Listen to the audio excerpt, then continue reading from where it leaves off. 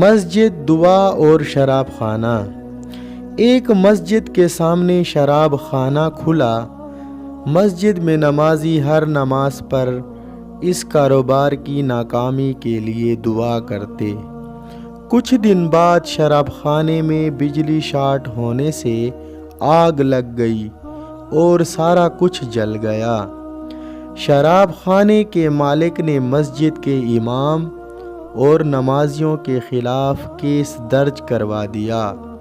اس کا کہنا تھا کہ میری دکان کے جلنے کی وجہ دعا تھی۔ مسجد کے امام اور نمازیوں نے اس بات سے انکار کیا کہ آگ ان کی بد دعا کی وجہ سے لگی ہے۔